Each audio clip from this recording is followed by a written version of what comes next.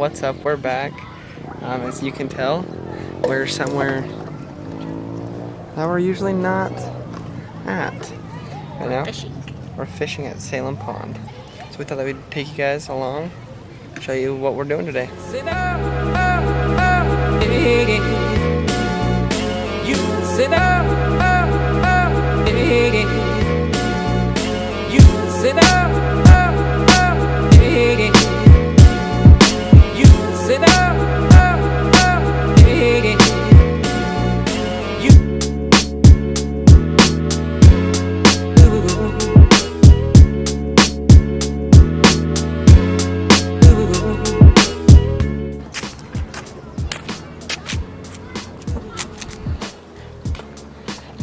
Nothing so far. Just a whole lot of.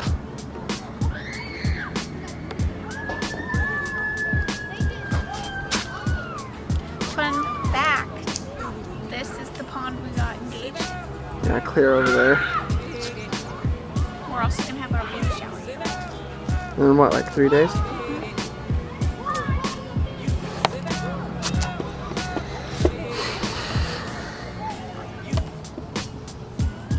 Hammond's been wanting to go fishing for like 2 years, so he's in his element. This dude's caught like 3 of them. Really? Yeah. Oh yeah.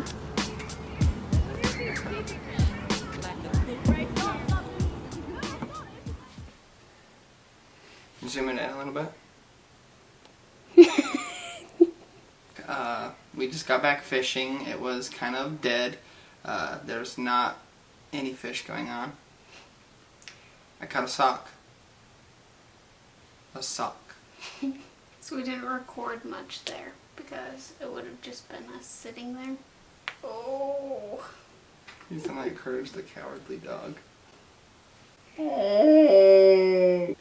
Okay, so in our, I can't remember if it was our last video or the video before that, but we talked a little bit about how I failed my 1 hour glucose test for the gestational diabetes.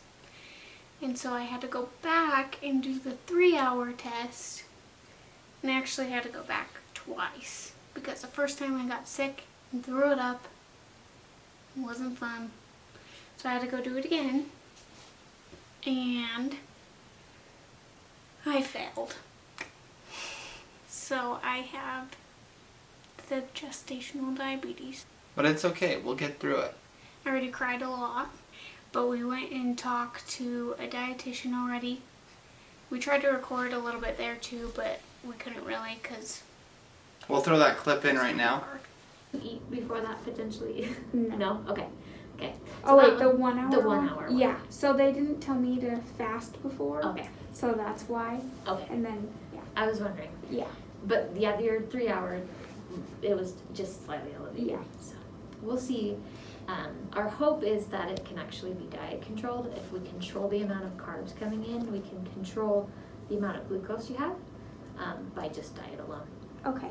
Some people don't have anything on this list. I don't know if you have anything on this list. Maybe a little family history. But having some extra weight will increase your risk. Family history. Certain ethnic groups will have a higher risk of gestational diabetes.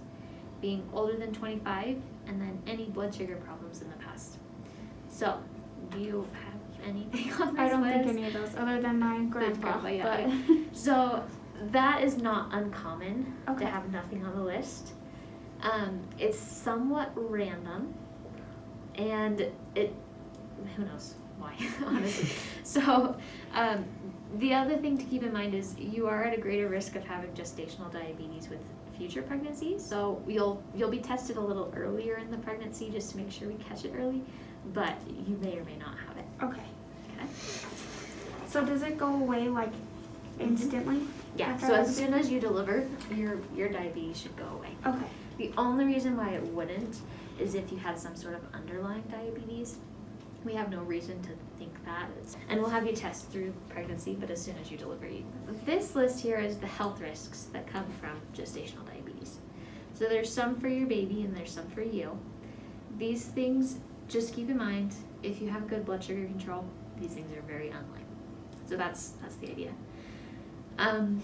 For your baby, the number one thing we see is big babies. Okay, so hopefully he doesn't grow too fast. Hopefully. Too big.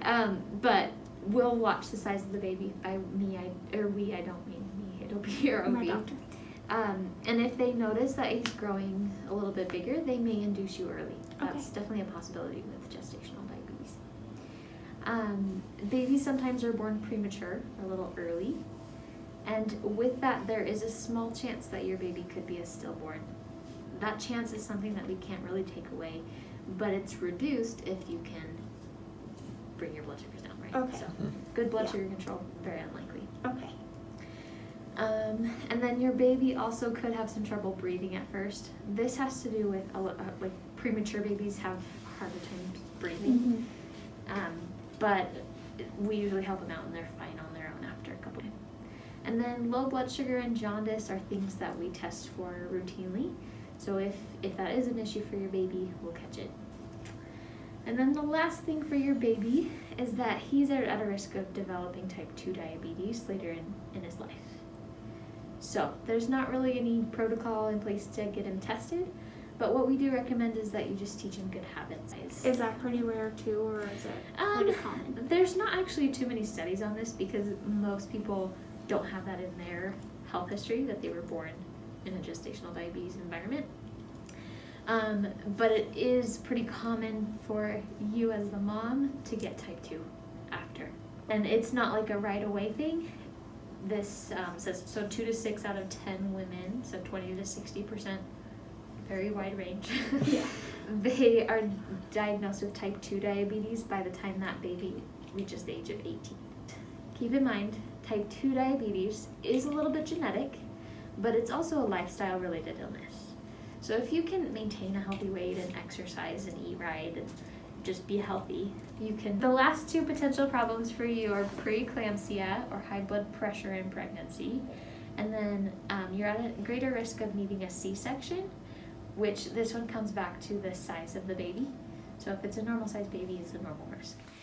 So for the 3-hour test that I had to do twice, they draw your blood first to do like your fasting to see where your levels are. And then you drink the drink, and it has to be under 5 minutes. And then you go sit and do whatever for an hour. Then you go back and draw your blood, and you repeat the same thing 3 times. I failed 2 of them, I believe. Just barely failed. Like, one of them, it was like my 2nd hour, I think. 2nd or 3rd hour. It was pretty high, but the other one that I failed, it was like by like 2 numbers. But yeah, so basically now all I have to do is be diet controlled, which isn't too bad because I'm still able to pretty much eat everything that I eat. It's just in smaller portions. She has to have like breakfast and a little snack, and then lunch, and then a little snack, and then dinner, and then midnight snack. So. And it started out that I had to do it 4 times. So I would prick my finger in the morning, first thing when I woke up, after breakfast, after lunch, after dinner. But my numbers were good because I controlled it pretty good. So now I only have to do it Twice. First thing in the morning and then after one of the 3 meals. I just kind of rotate. But, so I'll show you my little thingy. This is her like finger prick machine, and what it does is it tests. So she'll prick her finger and she'll get this little little strip that she'll put inside of. So basically this is the little meter. And so then she'll put the other end on her blood, and then it will read her blood sugar levels if I'm correct. I put one of these just in this little thing and it will turn on. And then I use this to prick my finger. It's a little finger And then once I do that, I put the blood on here and then it tests. And then it's supposed to be within a certain range of numbers depending on whether I test. Well, in the morning, in the morning after it just varies depending on the food that she's eating at the time And like of the day. the time that I test after I eat it. I have certain numbers. And pretty much all my numbers have been good, so that's good. Yeah. So we're doing good on that. So we just wanted to update you guys on that and what's going on. I'm 33 weeks in 1 day. This is my little belly. It looks big in the dress, but It's like bigger than my head, and that's impressive. I've got a big head. we're getting ready for our baby shower. Yes, and we're gonna vlog that, so you guys will see that as well. And that will be very fun. We're also going to be doing a 3D ultrasound soon, so make sure you keep a lookout for those videos. And just to remind you guys, if you guys are not subscribed, go ahead and subscribe right now. Make sure you join the fam, watch all of our videos all the way through, and make sure you give this video a big like button, or not a like button, a big like on the like button. And now our doctor's appointments are every 2 weeks instead of 4, so that basically means he could literally come whenever. So, who's ready? Who's ready for baby Russell, huh? I know. We still need to make a baby name video. Yes, we will also do that soon. We Yes. just have to think of a good way to... Yeah, we're gonna figure out something. It should be. We're gonna try to get it out after our baby shower vlog.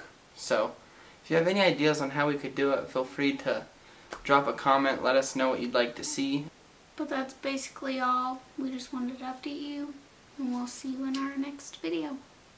Bye.